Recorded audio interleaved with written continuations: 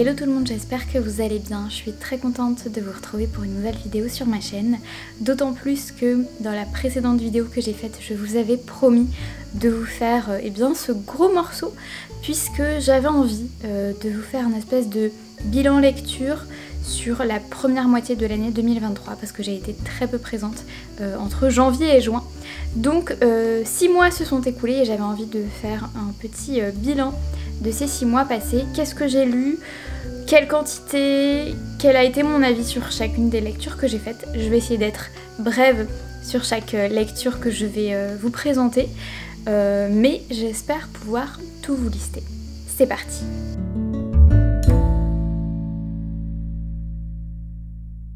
Pour le moment, entre janvier et juin, donc sur les 6 premiers mois de l'année 2023, j'ai lu 34 livres. Je vous rassure tout de suite, c'était pas 34 romans. Il y avait seulement 6 romans dans le lot, 12 bandes dessinées ou romans graphiques, 14 mangas et 2 essais ou livres de non-fiction. Donc en termes de chiffres, on a quand même une très grosse majorité de graphiques, une forte minorité d'essais, etc. Je lis quand même assez peu de non-fiction, et par contre on a 6 romans, donc normalement ce compte là devrait augmenter un petit peu à partir de juillet, mais vous verrez ça dans les vidéos suivantes. Pour vous donner une petite idée sur les séries que je lis en ce moment, j'en ai commencé 4 en 2023, j'en ai 1 à 2 en cours, je dirais, j'en ai terminé une, et il y en a une que j'ai mis en pause et une que j'ai carrément abandonnée. Ce que je vous propose pour cette vidéo, c'est de diviser en catégories les différentes lectures que je vais vous présenter. J'avais d'abord envie de vous parler des romans, ensuite des bandes dessinées ou des romans graphiques, puis des mangas, et pour terminer, je vous parlerai des 2 livres de non-fiction que j'ai lus pour l'instant.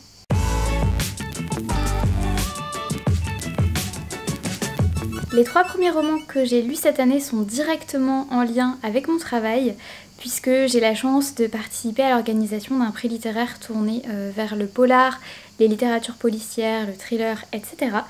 Et on fait la remise du prix en début d'année, fin février à peu près. Du coup, sur le début de l'année 2023, j'ai lu le roman des lauréats et 2 romans de l'auteur qui a parrainé le prix. Je vais commencer par vous parler du livre qui a remporté le prix qu'on a organisé. Il s'agit de Alabama 1963, écrit par Ludovic Manchette et Christian Niemiec.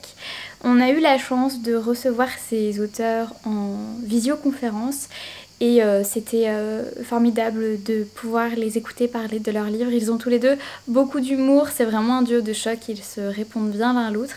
Et on ressent vraiment cette complicité dans l'écriture, puisque Alabama 1963 est un roman policier qui a été écrit à 4 mains. Pour vous faire un bref résumé de l'histoire, ça se passe donc en Alabama aux États-Unis dans les années 60, donc en pleine Amérique ségrégationniste. C'est l'histoire de la disparition d'une petite fille noire, et il se trouve que c'est un policier totalement alcoolique et raciste qui est mis sur le coup et qui doit donc résoudre cette enquête. Et dans son parcours, il va être accompagné de sa femme de ménage qui s'appelle Adela et qui elle est noire, et donc on va voir le clash, la rencontre de ces 2 personnages que tout oppose.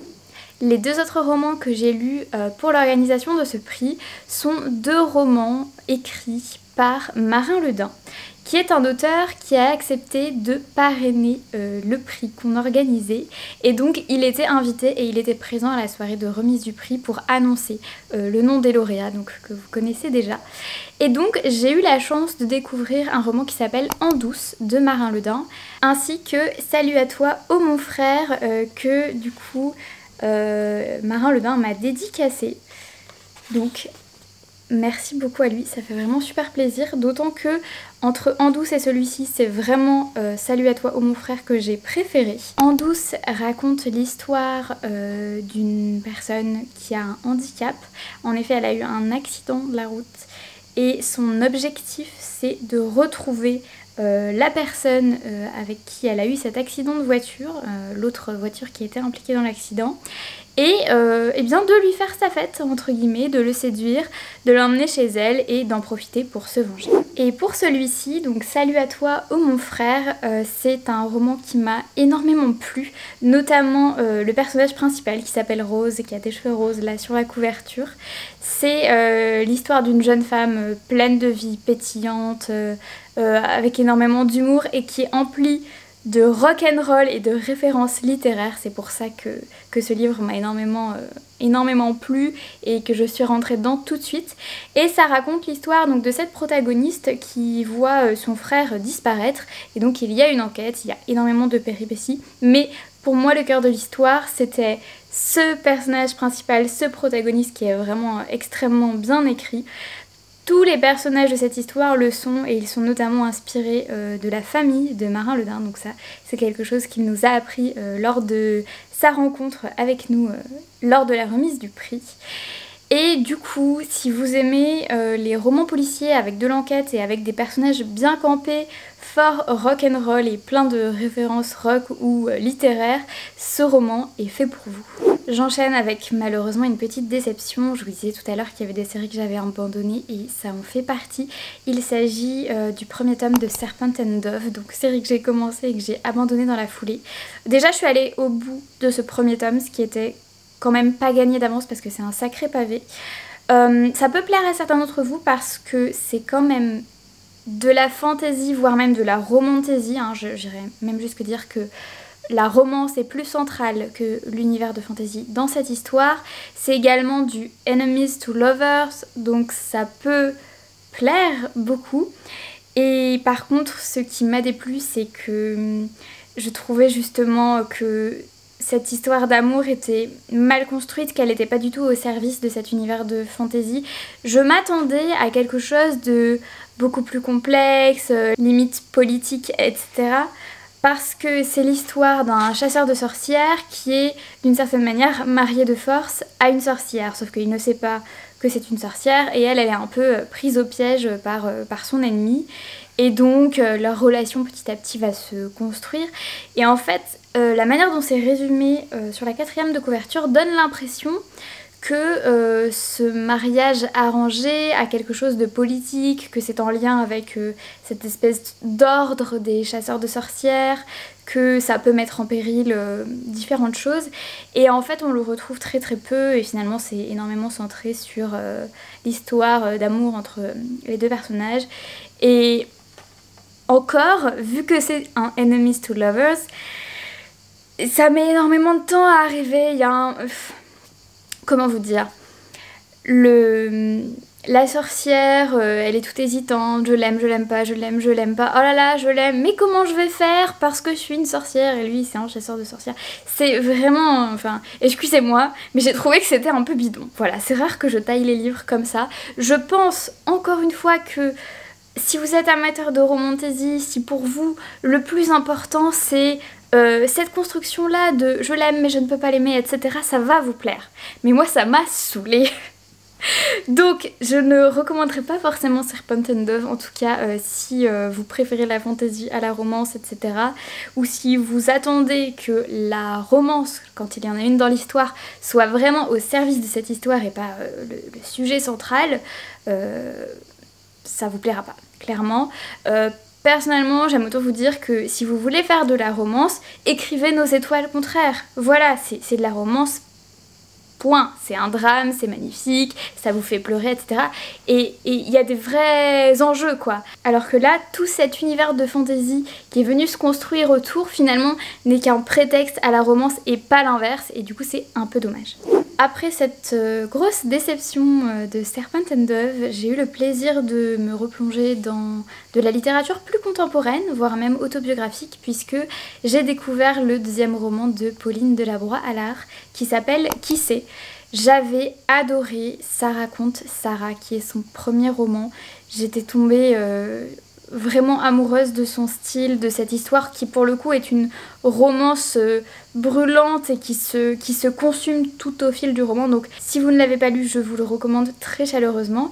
Et pour ce qui est de Qui sait, c'est à nouveau un roman qui m'a énormément touchée. Il ne m'a pas autant marqué que son premier livre, et pourtant les sujets qui y sont abordés sont extrêmement puissants, sensibles, universels, et je pense qu'ils peuvent en marquer plus d'un et plus d'une, puisque c'est l'histoire d'une femme qui s'apprête à être mère et qui part à la recherche de ses propres origines et qui essaye de comprendre quelle est l'origine de ses 3 prénoms.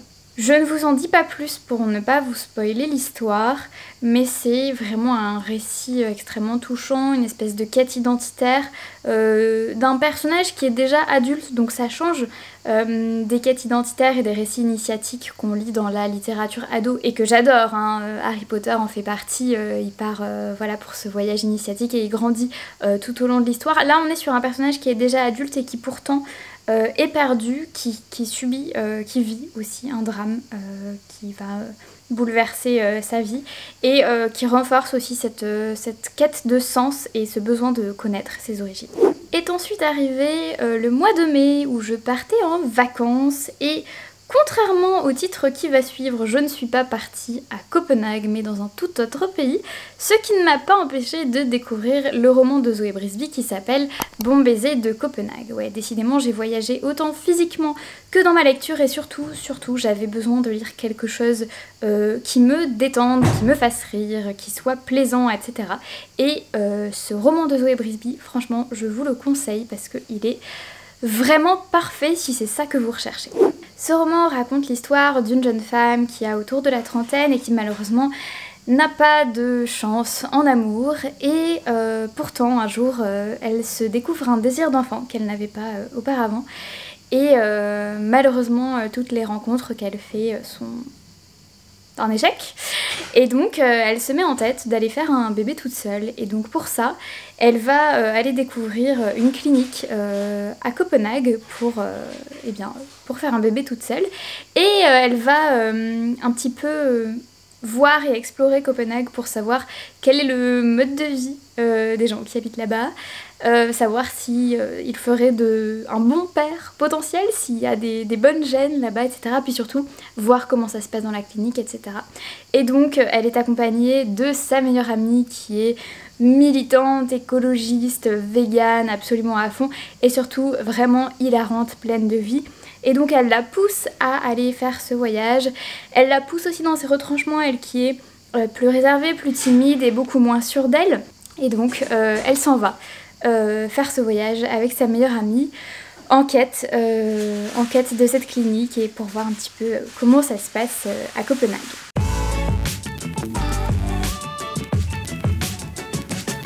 On enchaîne avec tout ce qui est bande dessinée et roman graphique et le premier roman graphique que j'ai lu cette année c'est en fait la suite d'une relecture que j'ai commencé à faire l'année précédente.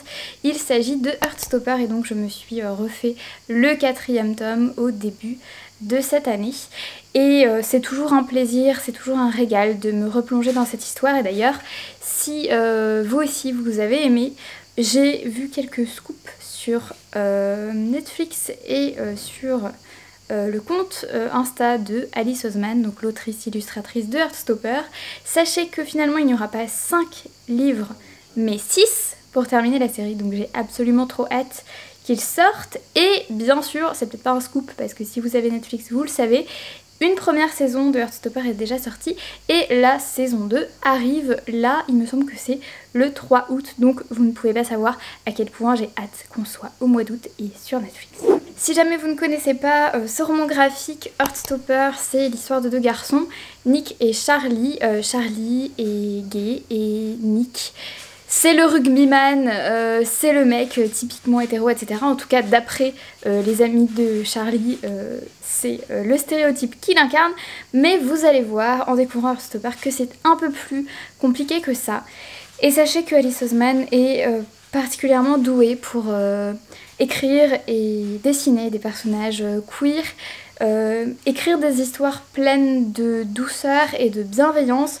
Et c'est vraiment un livre qu'il faut mettre entre les mains de tout le monde et plus particulièrement des ados parce qu'ils ont besoin de représentations positives, d'histoires d'amour positive de représentation queer, qu'elle soit gay, lesbienne, bi, trans, etc.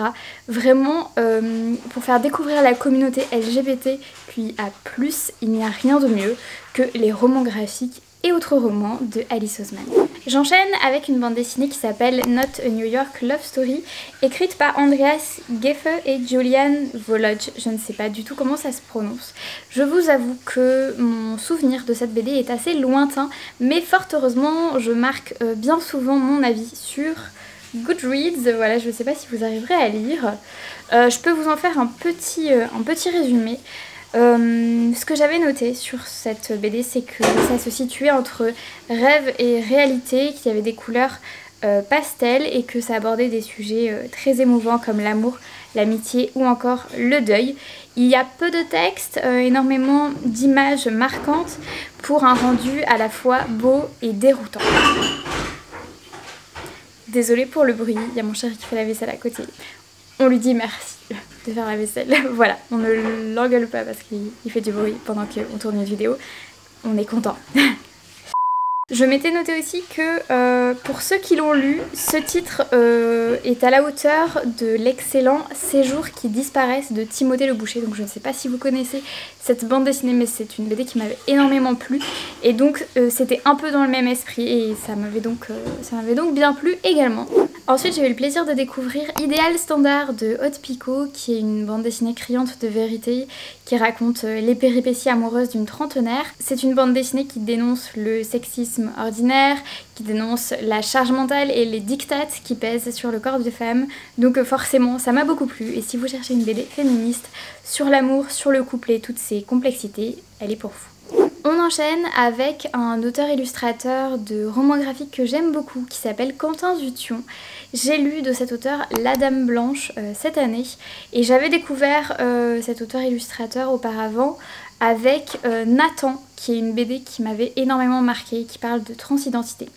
Donc c'est un auteur-illustrateur dont j'adore le style de dessin, dont j'adore les couleurs qu'il emploie et surtout les sujets qu'il traite, autant autour des thématiques LGBT que du féminisme et que bien d'autres. Et donc là, La Dame Blanche, ça parle des EHPAD, ça parle des personnes âgées et ça parle de tout cet univers qui se passe finalement lorsque une personne n'est plus en état de s'occuper d'elle-même et qui sont les personnes qui gravitent autour pour s'occuper d'elle, etc. Donc forcément, encore une bande dessinée très touchante qui parle de la vieillesse, qui parle de la fin de vie.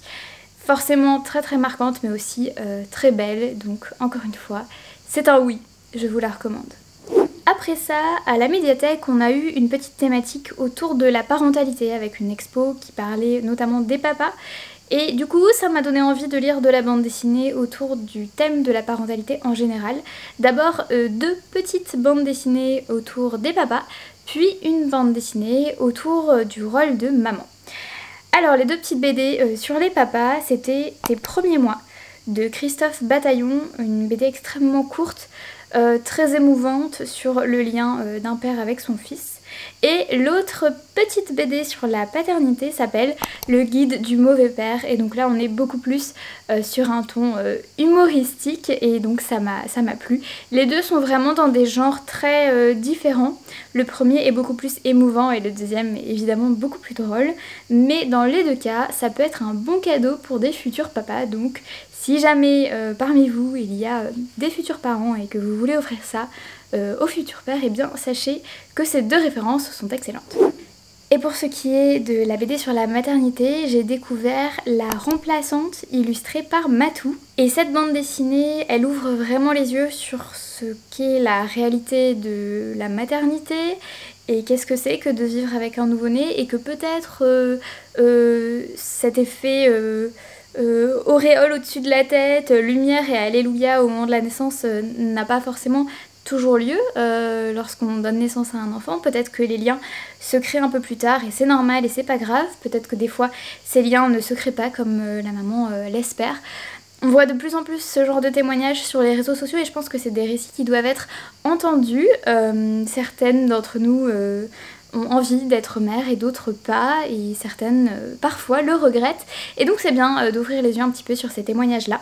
Et la remplaçante, c'est plutôt la vie d'une femme qui est épuisée, et le lien avec son bébé ne s'est pas créé tout de suite, et donc elle aurait bien besoin d'une remplaçante qui soit la mère parfaite. Mais évidemment on ne peut pas être la mère parfaite, puisque la mère parfaite ça n'existe pas. Et donc cette BD est assez forte, puisque elle dégomme un petit peu tous les idéaux qu'on peut avoir autour de la maternité. Et d'un côté ça fait du bien parce que ça déculpabilise un petit peu et ça montre vraiment les dessous de la maternité. Donc ça c'est très important pour avoir une vision qui soit éclairée sur ce qu'est être mère, sur ce que ça peut être. Et je pense qu'on en a besoin, puisque la maternité est vraiment idéalisée, et évidemment on ne parle pas de tous les tabous qui vont autour du fait d'être maman. Et cette BD disons, nous met en bonne voie pour découvrir un petit peu ce que c'est pour celles qui, comme moi, ne sont pas encore maman. Après ça, je me suis remis un petit coup de Haute Picot avec sa BD plus récente qui s'appelle Amalia. Encore une fois, on est sur une bande dessinée totalement engagée qui dénonce cette société qui nous en demande toujours plus et qui met en scène le personnage d'une femme qui est totalement, qui croule sous la pression et qui est au bord du burn-out. Et donc ça nous montre à quel point la société nous en demande beaucoup, que ce soit en termes de charge mentale, que ce soit en termes de rendement, ne serait-ce que au sens propre, puisque cette BD est aussi écologique, et donc elle dénonce les proportions de rendement qu'on demande à la terre pour les récoltes, etc. Et donc ça fait un parallèle entre la dimension écologique et tout ce qu'on demande de rentabilité à la terre, et tout ce qu'on demande de rentabilité aux personnes dans une société capitaliste qui exploite tout, que ce soit les ressources ou les humains. Et donc c'est une BD engagée que je vous recommande aussi. Après ça, je me suis fait un petit kiff purement bibliothéconomique, puisque j'ai lu un comics de Tom Go qui s'appelle La Revanche des bibliothécaires. Voilà, il fallait que je lise, j'étais obligée. Et donc Tom Go tape avec beaucoup d'humour sur la tête de toutes les personnes participant à la chaîne du livre, les auteurs, les lecteurs, les libraires, les bibliothécaires, tout le monde y passe et ça nous fait énormément rire. J'ai beaucoup aimé ce comics, et forcément, quand on est infiltré dans cette chaîne du livre et qu'on connaît un petit peu les métiers de l'intérieur, qu'on a expérimenté l'un, l'autre ou plusieurs de ces métiers, ainsi que le fait d'être lecteur ou lectrice, bien sûr que ce comics nous fait rire, et bien sûr que je vous le recommande. Vous commencez à me connaître, la non-fiction c'est pas trop mon truc. D'ailleurs dans les chiffres que j'ai cités tout à l'heure, il y a seulement 2 ouvrages de non-fiction que j'ai lus. Et l'histoire avec un grand H, c'est pas trop mon truc non plus, tout simplement parce que je mélange toutes les dates, les chiffres, c'est vraiment pas mon truc. Et du coup, je lis vraiment peu de romans ou d'essais ou de quoi que ce soit qui est quelque chose d'historique à partir du moment où c'est beaucoup trop détaillé historiquement parlant, parce que ça passe pas, c'est indigeste pour moi. Mais il y a bien un genre littéraire qui me permet d'apprécier la dimension historique d'un texte, et c'est la bande dessinée ou le roman graphique. Du coup, ça me permet de vous parler d'une BD que j'ai beaucoup aimée qui s'appelle Radium Girls, illustrée par Si. Vous l'avez sûrement déjà vu passer, puisque ce n'est pas du tout une nouveauté. Ça faisait un moment que ce roman graphique me faisait de l'œil et je me suis enfin lancée, et surtout je ne l'ai pas regretté. Radium Girls, ça raconte l'histoire de ces travailleuses qui manipulaient du radium. C'est une histoire à la fois féministe, historique, de sororité, et bien sûr c'est un drame historique qui a vraiment eu lieu, un drame sanitaire aussi, puisque leur métier c'était de peindre les petits contours, etc. Des montres qui étaient fluorescentes dans la nuit, et évidemment elles le peignaient avec du radium, substance plus que toxique, hein, sauf que évidemment on ne leur disait rien. Et petit à petit, elles avaient des symptômes terribles, elles perdaient leurs dents, etc. jusqu'à en mourir. Et donc Radium Girls, ça raconte l'histoire de ces femmes qui travaillaient avec le radium, de ces femmes qui évidemment n'ont pas été entendues par la justice, qui évidemment ont été un peu manipulées juste parce qu'elles étaient de la petite main d'œuvre. Et pourtant, cette BD de Si est juste magnifique, notamment parce que Son trait est exceptionnel, donc je vous la recommande encore une fois. J'étais déjà sur un sujet assez pesant avec la bande dessinée de Si. On va passer à encore plus pesant avec une bande dessinée qui s'appelle Grand Silence. Elle est écrite et illustrée par Théa Rogeman et Sandrine Revel et c'est une bande dessinée tout en métaphores qui parle de l'inceste, qui parle des violences physiques et sexuelles subies et infligées, si je puis dire, qui parle de, grosso modo, de manière schématisée, 3 types de personnes, les bourreaux, les victimes et les personnes qui sont les deux à la fois. Cette bande dessinée est puissante, horrible par certains aspects, et heureusement seulement imagée et métaphorique, c'est-à-dire que on ne voit pas de scènes d'inceste, on ne voit pas de scènes de violence sexuelle, et pourtant on les devine à travers des métaphores.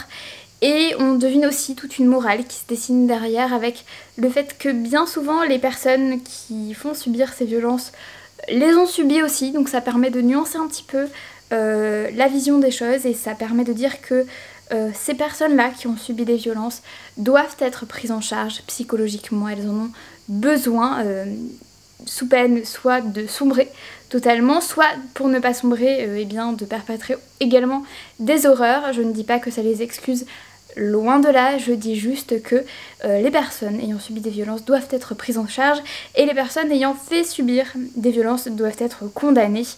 Et c'est un gros travail qu'il nous reste à faire, surtout quand on voit à quel point la parole des femmes est peu entendue. Et là, puisqu'on évoque l'inceste et puisqu'on évoque aussi les violences sexuelles sur des enfants, et bien forcément la parole des enfants a très peu de valeur et il faut que notre système progresse là-dessus.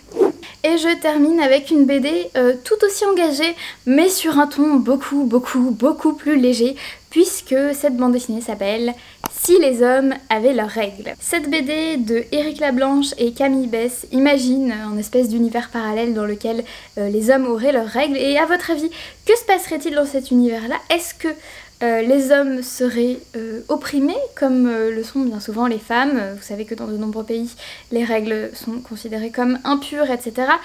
Est-ce que ça se passerait plutôt comme ça ou est-ce que au contraire le fait d'avoir ces règles serait totalement viril et parfaitement glorifié? Eh bien c'est plutôt la deuxième hypothèse qu'ils explorent et c'est très drôle et ça fait du bien parce que bon sang, on en a besoin pour renverser un petit peu ce sexisme ordinaire et ce tabou des règles. Vraiment, c'est une BD qui fait du bien.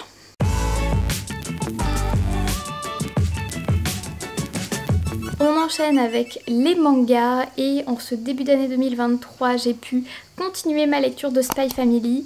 J'ai lu du tome 5 au tome 8 pour le moment et c'est toujours un bonheur de me replonger dans cette saga. C'est vraiment un manga qui est drôle, mignon et plein d'action.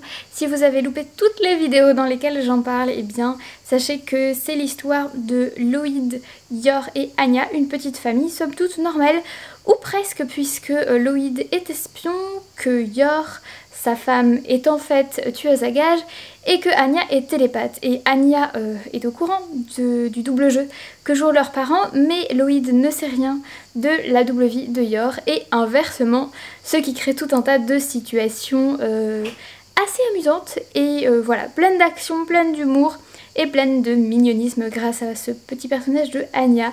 Donc vraiment un manga que j'aime beaucoup et que je recommande. Ensuite j'ai découvert le premier tome d'un manga qui s'appelle Golden Ship, mais il ne m'a pas laissé un souvenir impérissable. Je lui ai mis 3 étoiles sur Goodreads.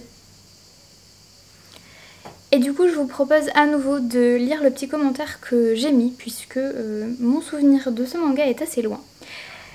J'ai beaucoup hésité sur la notation de ce manga, mais je n'ai pu me résoudre à mettre 4 étoiles car certaines petites incohérences m'ont dérangée. Cela dit, ça reste un bon premier tome, mais beaucoup plus dur que je m'y attendais. Le résumé ne m'a pas préparé à tant de trigger warning comme le harcèlement ou encore la TS, mais vous êtes maintenant prévenus. Golden Ship raconte l'histoire d'une ado qui revient dans sa ville natale après des années et y retrouve son groupe d'amis de l'époque. Petit problème, ils ont tous beaucoup changé. Un manga sur l'adolescence et l'amitié qui aborde ces sujets frontalement dans toute leur rudesse. Ensuite j'ai découvert dans son édition double le premier tome de Dragonhead. Et pour le coup, celui-là m'a laissé un souvenir impérissable, je peux vous le raconter sans ouvrir Goodreads. Et vraiment c'est un manga qui m'a terrifiée, qui m'a donné un sentiment de claustrophobie terrible et qui m'a conduit à la découverte d'une humanité qui confine à la folie. C'est vraiment un manga étouffant, terrifiant, etc. Ça raconte l'histoire d'un train qui a un accident et tous les passagers de ce train se retrouvent sous terre. La quasi-totalité d'entre eux sont morts sur le coup et il reste quelques survivants et parmi eux un ado, un jeune qui n'a pas du tout la tête sur les épaules. C'est vraiment un personnage qui m'a mais terrifiée. Et donc si vous aimez les huis clos, si vous aimez les mangas qui vous prennent à la gorge là comme ça, où on se dit bon sang mais comment ils vont s'en sortir, Dragonhead est fait pour vous. Par contre si vous êtes claustro, laissez tomber. Encore un début de série, j'ai commencé Adabana et c'est l'histoire d'une lycéenne qui va se dénoncer à la police en affirmant qu'elle a commis un meurtre. Mais cette personne dit-elle la vérité? C'est ce qu'on va découvrir petit à petit au fil de l'histoire. C'est une série en 3 tomes, pour le moment je n'en suis qu'au début et c'est assez prenant. Par contre, accrochez vos ceintures. Âme sensible s'abstenir, c'est ce que je me suis noté sur Goodreads. Ce premier tome d'Adabana ne ménage pas ses lecteurs. Meurtre, harcèlement, pornographie, violence sexuelle et viol sont autant de trigger warnings abordés dans ce manga. Donc vraiment, si vous n'avez pas le cœur bien accroché, n'y allez pas. Par contre, si vous êtes fan de thriller, je pense que ce manga est fait pour vous. Je poursuis avec le deuxième tome du Petit Monde de Mashida. Le premier tome m'avait beaucoup plu, ça fait du coup assez longtemps que j'ai lu puisque c'était déjà en 2022. Et donc en 2023 j'ai découvert ce deuxième tome. Pour le coup j'avance très lentement dans cette série mais c'est toujours un plaisir de s'y replonger puisque le maître mot de ce manga, eh bien c'est la bienveillance envers autrui. Et en fait le personnage principal de Mashida est vraiment l'incarnation de la bienveillance et tout ce qu'il fait, il le fait pour les autres. Ce deuxième tome s'interroge un petit peu plus sur les émotions de Mashida et sur qu'est-ce que c'est l'amour et donc c'est assez poétique, beau et toujours rempli de bienveillance. Voilà, c'est très feel good. Donc si vous recherchez un manga tendre, doux et délicat, allez-y, il est pour vous. Pour en finir avec les mangas, attention, alerte au coup de cœur, j'ai commencé et bien avancé dans la série qui s'appelle Insomniac puisque j'ai lu du tome 1 au tome 6, donc quasiment un par mois en tout cas jusqu'à maintenant et je suis tombée in love du dessin de Makoto Ojiro, je crois que c'est comme ça que le mangaka s'appelle. Amoureuse du dessin, amoureuse de l'histoire, amoureuse des personnages, vraiment je fonds. Et je tiens à dire un grand merci à Alex Bouquin en Prada qui en a énormément parlé sur sa chaîne et qui m'a convaincue de le lire et bon sang, pourquoi je m'étais pas jetée dessus plus tôt. Insomniac, ça raconte l'histoire de deux lycéens qui vont se planquer en haut de la tour d'astronomie pour pioncer parce que les pauvres ils sont insomniaques et du coup ils peuvent pas dormir la nuit et donc ils sont obligés de dormir le jour. Et donc la première à découvrir cette cachette c'est la jeune fille et le mec lui tombe dessus un peu plus tard en se disant mais bon sang qu'est-ce qu'elle fiche ici puisque normalement cette tour et cet observatoire sont fermés au public à cause d'une légende qui court sur le club d'astronomie qu'il y avait à l'époque et qui a été démantelé. Et bref, ces deux personnages vont se rencontrer, découvrir qu'ils sont tous les deux insomniaques et créer des liens. Et bon sang, qu'est-ce que c'est beau, qu'est-ce que c'est bien écrit, qu'est-ce qu'ils sont bien campés, doux, tendres ces personnages. Et c'est vraiment, c'est la petite série doudou. Si c'est votre truc, franchement, allez-y, foncez.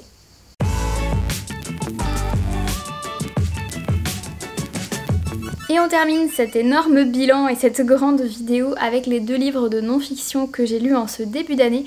Je n'en lis pas beaucoup, mais alors ces deux-là, c'est pépites. À commencer par King Kong Theory de Virginie Despentes, qui est un essai féministe qui regarde des sujets de société dans les yeux, qui ose les aborder frontalement. Et quand je dis sujets de société, on parle notamment de sujets tabous comme la pornographie, comme la prostitution, comme le viol notamment. Et vraiment, c'était la première fois que je lisais du Despentes et je me suis dit mais pourquoi ne pas avoir commencé plus tôt. La force de Despentes dans cet essai féministe, c'est vraiment de regarder les sujets qu'elle traite en face, de vraiment faire abstraction du fait que ce soit tabou, faire abstraction de toute la petite pensée bourgeoise, tout ce qu'on a envie de bien penser, hein, tout ce qui est bien pensant, etc. Elle balaye et elle fait table rase de tout ce qu'on a pu dire sur ces sujets pour donner une opinion franche et directe sur ces sujets-là, qui sont des sujets évidemment tabous, évidemment difficiles à aborder, évidemment voilà. Et vraiment, cet essai est d'une puissance. Si vous ne l'avez pas lu, allez-y, parce que vraiment, ça fait un bien fou de voir une autrice qui a le courage d'y aller, quoi. Vraiment, elle prend ces sujets à bras-le-corps et en avant. Bref, c'était vraiment une énorme pépite. C'était vraiment un coup de cœur, une révélation, je sais pas comment vous dire, mais je lui ai mis 5 étoiles. Bon, on s'en fiche à la limite de la notation Goodreads. C'était vraiment une explosion, quoi. Bref, si vous n'avez jamais lu Despentes, allez-y parce que vraiment c'est le moment, et particulièrement King Kong Theory qui est absolument exceptionnel.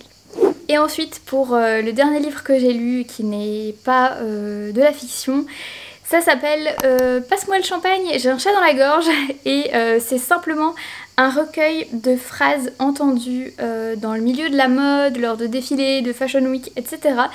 Et c'est une belle satire sociale qui nous fait rire et sourire, qui n'est pas non plus purement de la moquerie, il n'y a pas de critique, il n'y a pas quoi que ce soit, mais les phrases citées dans ce livre parlent d'elles-mêmes, et on voit à quel point certains milieux sont totalement à l'ouest, hein. On n'est pas du tout ancré dans la réalité, on est dans son petit monde, et rien que cette phrase « passe-moi le champagne, j'ai un feu dans la gorge », vous en dit long sur ce que peut donner ce livre. Ça fait du bien, ça fait rire, ça fait sourire, et c'est un petit essai sympa si vous avez envie de découvrir le milieu de la mode dans ses aspects les plus satiriques. Voilà.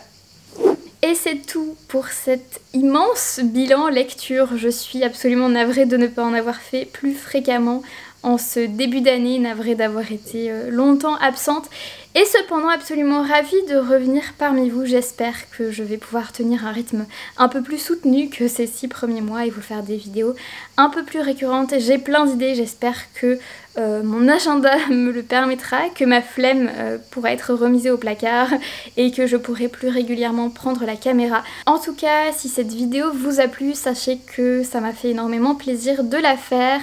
Si vous avez envie que je continue dans ce rythme-là, n'hésitez pas à m'envoyer du soutien dans les commentaires, ça me fait toujours plaisir de voir que vous êtes là et que vous vous souciez des vidéos que je fais, que vous avez envie de les voir. Forcément, ça rebooste à chaque fois.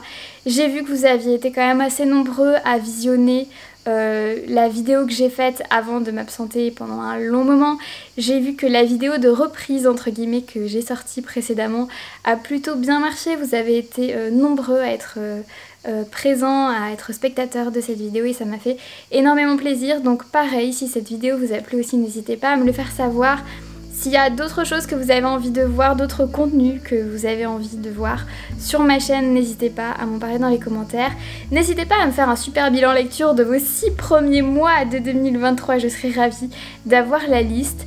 Si jamais je n'arrive pas à tenir tous ces engagements, vous savez que vous pouvez me suivre sur Instagram, sur Facebook et aussi sur Goodreads maintenant, où je poste un peu plus régulièrement les avis, histoire de ne pas oublier tout ce que j'ai lu entre temps. Ça me prend moins de temps que de tourner une vidéo. Bref, j'arrête de vous bassiner avec tout ça, mais sachez que c'était un réel plaisir de tourner cette vidéo et de revenir parmi vous sur Booktube, et j'espère que ça continuera longtemps. Je vous embrasse, je vous souhaite un bel été et de belles lectures, et je vous dis à bientôt. Ciao.